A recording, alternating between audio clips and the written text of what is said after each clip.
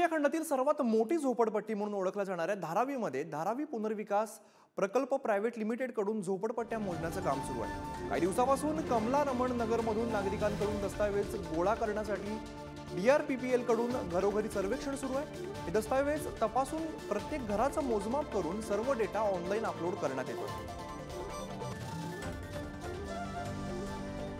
अधिक माहिती देतात आमचे प्रतिनिधी धनंजय दळवी। धनंजय, धारावी पुनर्विकास प्रकल्प प्रायव्हेट लिमिटेड कडून झोपडपट्ट्या मोजण्याचं काम नेमकं कशा प्रकारे सुरू आहे? नक्कीच आपण जर पाहिलं तर आशियातली सगळ्यात मोठी झोपडपट्टी आहे ही धारावीची आणि यामध्येच आता या पुनर्वसनासाठी सर्वेक्षणाचं काम जे आहे ते सुरू झालेलं आपल्याला पाहायला मिळतं। घरोघरी जाऊन जे आहे ते सर्वेक्षण करण्यात येत आहे। धारावी पुनर्विकास प्रकल्प प्रायव्हेट लिमिटेड कडून हे पुनर्वसन हे सर्वे जो आहे तो डिजिटल पद्धतीने करण्यात येतो। त्याचबरोबर कागदपत्रांची पडताळणी ही देखील घरोघरी जाऊन करण्यात येते।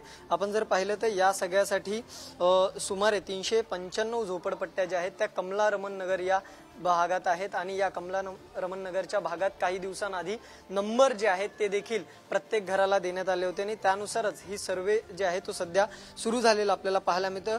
या संपूर्ण पट्ट्यामध्ये 5 टीम ज्या आहेत त्या सध्या माहिती गोळा करण्याचं काम करत आहे। प्रत्येक टीमकडे 10 घरांची जबाबदारी जी आहे ती देखील देण्यात आलेली आहे। सुमारे एका घराच्या सर्वेक्षणासाठी 25 ते 30 मिनिटं साधारणतः अंदाजे जे आहेत ते सर्वेक्षण पूर्ण करण्यासाठी लागत आहेत। 8 महिन्यात हे संपूर्ण सर्वेक्षणाचं काम पूर्ण करण्याचा मानस जो आहे तो धारावी पुनर्वसन प्रकल्प लिमिटेडचा आहे। त्यामुळे आता ह्याच्या कामाला जी आहे ती सुरुवात झालेली आहे। आपल्यासोबत काही रहिवासी आहेत, आपण थेट त्यांच्याशी बातचीत करूया, त्यांच्याकडून या सगळ्या संदर्भात जाणून घेऊया।